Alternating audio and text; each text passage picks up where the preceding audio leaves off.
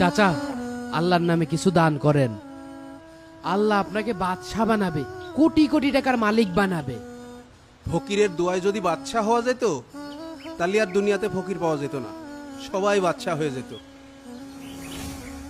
আচ্ছা, আমি যদি তোমাকে বাদশা হওয়ার রাস্তা দেখাতে পারি, তুমি কি আমাকে ওমরা করাবে? এত ভাবছো কেন? আমি যদি তোমাকে বড় লোক না বানাতে পারি, তাহলে আমি সারা জীবন তোমার সেবা করব। রাজি? ঠিক আছে চাচা, আমি রাজি। তোমার কাছে কত টাকা আছে?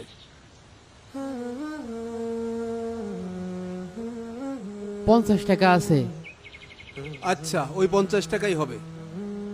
এখন যাও, ওই 50 টাকার জিলেপি কিনে রাস্তায় মানুষের মাঝে হাসি মুখে বিলিয়ে দিবা, বিনিময়ে কিছু চাইতে পারবা না। আচ্ছা।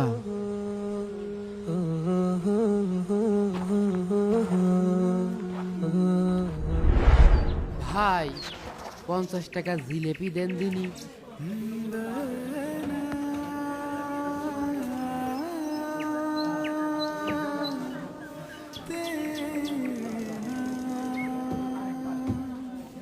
লোকজনের দিয়ে দি। ও ভাই, এই নেন জিলেপি নেন। আপনিও নেন, এই নেন। মনি, তুমিও নাও, আরটা নাও। ভাই জিলেপি খান। ও ভাই, এই জিলেপি খান। ও অটোলা ভাই, এটা জিলেপি খান। ভাই, এই জিলেপি নেন।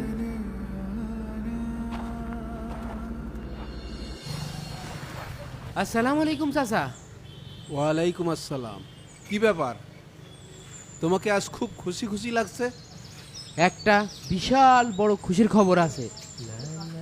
আগে বসো, দম নাও, তারপরে কথা বলো। চাচা, আমার 10 লাখ টাকার লটারি লেগে গিয়েছে, পুরো 10 লাখ টাকা। 10 লাখ?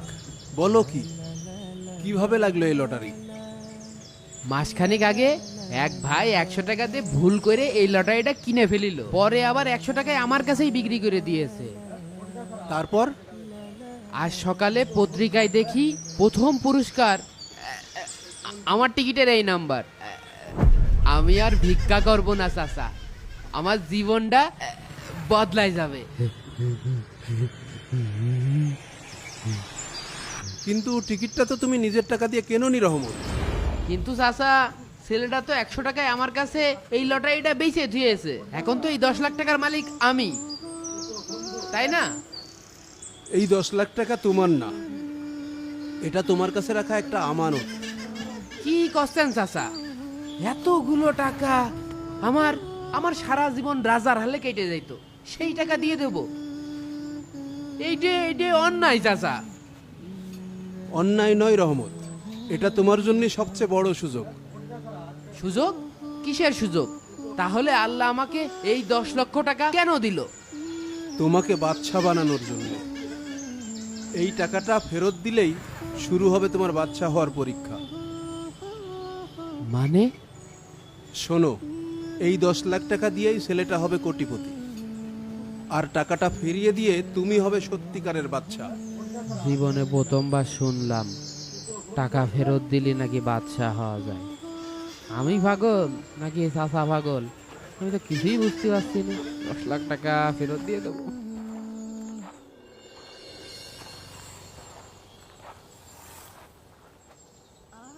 ভাই, আপনি কি আমাকে চিনতে পেরেছেন? হ্যাঁ, চিনতে পেরেছি। তোমার কাছে ওই যে 100 টাকায় লটারি বিক্রি করলাম ওই দিন। জি ভাই, ওই টাকা দিয়ে কেনা লটারিতে 10 লক্ষ টাকা বাইদেছে। এই নেন আপনার লটারি। কি বলো? দাঁড়াও, আমি একটু অনলাইনে টিকিটটা চেক করে নেই।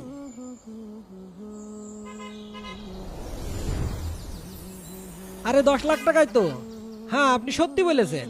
কিন্তু এ টাকা আপনি আমাকে ফেরত দিতে চাচ্ছেন কেন? আপনার জায়গায় আমি হলে তো এই টিকিট কখনোই ফেরত দিতাম না। একজন মুরব্বী কয়েছে যে সৎ পথে থাকলেই সত্যিকারের বাদশা হওয়া যায়। আপনি ভিতরে আসেন, এই ভিতরে এসে বসেন। বসেন।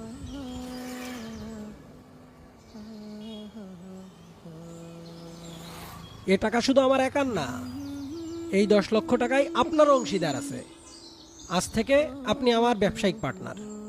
এই টাকার বিনিময়ে ব্যবসা করে যে লভ্যাংশ হবে তার 50% আপনার, 50% আমার। ভাই আমি তো ব্যবসা বাণিজ্যের কিছুই বুঝি না। ব্যবসা আমি দেখব, আপনি শুধু আমার সাথে সৎভাবে এবং বিশ্বস্ততার সাথে থাকবেন। থাকবেন তো? হ্যাঁ ভাই, আমি থাকবো ইনশাল্লাহ। রহমত ভাই, জি। বসেন। রহমত ভাই, কালকে রাত্রে হিসাব করে দেখলাম আমাদের ব্যবসায় 10 লক্ষ টাকার উপরে লাভ হয়েছে। আলহামদুলিল্লাহ। আপনি ওই লোকটার কথা কি কিছু ভাবছেন? কোন লোকটার কথা ভাই?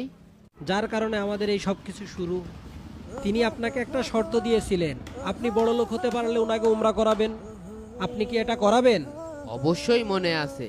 ওই লোকটার কারণেই তো আমি ভিখারি থেকে একজন বড় লোক হতে পারিছি। আপনি দোকানটা দেখেন, আমি ওনার সঙ্গে কথা বলে আসি। আচ্ছা ঠিক আছে, যান ঘুরে আসেন। আসসালামু আলাইকুম চাচা। ওয়ালাইকুম আসসালাম। কেমন আছো রহমত? আলহামদুলিল্লাহ ভালো আছি। চাচা, আপনি বলেছিলেন আমি বাদশাহ হব, কিন্তু আমি তো বাদশাহ হতে পারিনি। তবে আল্লাহ এতটুকু সামর্থ্য দিয়েছে যে আপনার দেওয়া সেই শর্তটি আমি পূরণ করতে পারবো। আমি আপনার উমরা হজের ব্যবস্থা করেছি চাচা, এই নেন, আপনি শুধু প্রস্তুতি নিন।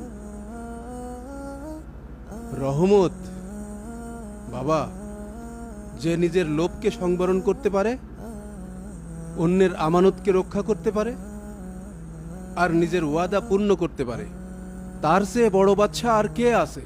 তুমি তো শুধু কোটিপতি হওনি রহমত, তুমি তো সত্যিকারের বাদশা হয়ে গেছো।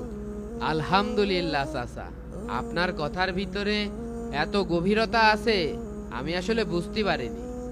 আপনি আমার জীবন বদলাই দিয়েছেন। আল্লাহ তোমাকে আরো সম্মানিত করুক।